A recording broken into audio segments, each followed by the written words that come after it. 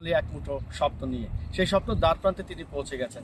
আমরা আপনার কাছে জানতে চাইবো আপনার বর্তমান পরিবারে কারা কারা আছেন এবং আপনার সন্তান সন্ততি কতজন, এবং আপনার তাদের পাশাপাশি আপনার সমাজের জন্য, দেশের জন্য আপনার কোনো কিছু করার চিন্তা আছে কিনা সে বিষয়ে যদি দর্শকদের বলতেন। দেখেন, আমার ফ্যামিলিতে আছে, আমার বাবা মা আছে, যাদের কারণে দুনিয়াতে আল্লাহ আমাকে দেখিয়েছেন, আমি দুনিয়াতে আসছি। আমার মিসেস আছে, সে একজন গভর্নমেন্ট জব করেন।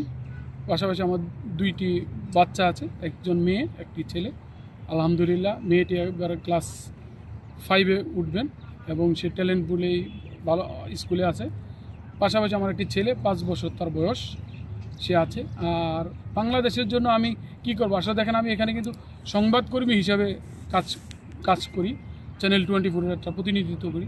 সেখানে কিন্তু আমি আসলে বাংলাদেশিদের জন্য কোন ভালো দিকগুলি আছে আমি এগুলি তুলে ধরি, বা অনেক সময় কিন্তু বলতে চেষ্টা করি, যেটা বাংলাদেশিদের জন্য এই ভবিষ্যতে আরও অনেক খারাপ দিকও হতে পারে, এমন কিছু বিপজ্জনক, যেটা আমরা সংবাদকর্মী হিসেবে অনেক সময় আমি বলতে চেষ্টা করি। যে বাংলাদেশে যদি আমি আপনাকে এক্সাম্পল দিই, যেমন দেখেন একটা বিদেশে যদি একটা মানুষ মারা যায়, সেই লোকটি কিন্তু তার ফ্যামিলিতে যাওয়ার জন্য তার ফ্যামিলি কিন্তু খুব আবেগ আপ্লুত থাকে। তখন একজন সংবাদকর্মীর কাজ কী থাকে, তার লাশটা কি দেরি হলো না কি হলো, যদি খবর পায় তাহলে তাকে পাঠানো যায়। বা এখানে আমাদের বাংলাদেশি যারা আছেন, যদি কোনো লোক মারা যায়, তারা কিন্তু আমাদের লাশটা পাঠাতে কিন্তু খুব বিলম্বনা হয় 15 দিন 20 দিন, অনেক টাকা লাগে, 9-10 হাজার রিয়াল লাগে। এই টাকাটা কিন্তু ওই ফ্যামিলির জন্য খুব হিউজ।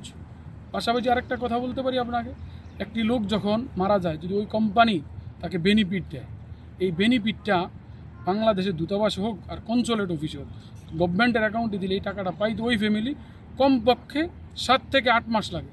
এটা দুঃখজনক বিষয়, এটা ইতিহাসে। আপনার কথা হচ্ছে যে একজন প্রবাসী রেমিটেন্স যোদ্ধা যদি এখানে মারা যায়, সরাসরি যদি দূতাবাস সেটাকে আপনার নিয়ন্ত্রণে নিয়ে যদি অল্প সময়ের মধ্যে পরিবারের কাছে অর্থটা দিয়ে দেওয়া হয়, তাহলে হয়তো সেই পরিবার উপকৃত হবে। কারণ যে রেমিটেন্স যোদ্ধা যেখানে আছেন তিনি তো মরেই গেছেন, তার মৃত্যুর পরে তার যে হকটা সেটা যেন দ্রুত সময়ের মধ্যে পায়, সেটাই তো আপনার কথা নাকি? সেটাই আমার কথা। কিন্তু এই যে 8 থেকে 9 মাস লাগে, এটা কেন লাগবে? যদি আপনি ফিলিপিন্সের কথা চিন্তা করেন, আমি যেহেতু একটা হসপিটালে চাকরি করি, তাদের 5 ওয়ার্কিং ডেজের মধ্যে তার ফ্যামিলি তার বেনিফিট পাবে। এটা আপনি হসপিটালে দেন আর তার পার্সোনাল অ্যাকাউন্টে দেন, সে পাবে। আমাদের দেশে কেন পাবেন? এই যে আপনি দেখেন বাংলাদেশিরা বিভিন্ন জায়গায় চাকরির জন্য খুব হাহাকার, কেন এটা হচ্ছে? এর একমাত্র হচ্ছে যে আমাদের দূতাবাস বলেন, কনসুলেট, যারা ভিসাগুলি অ্যাটাচমেন্ট দেয়, তাদের কিন্তু তারা পরিদর্শন করেন।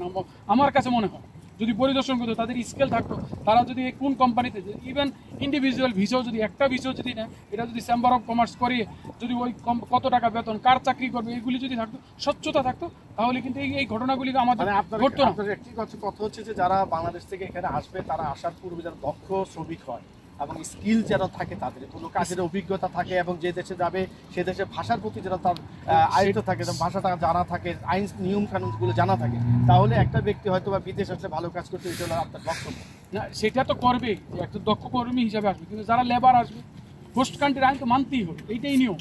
কিন্তু কাজগুলি কারা করবে?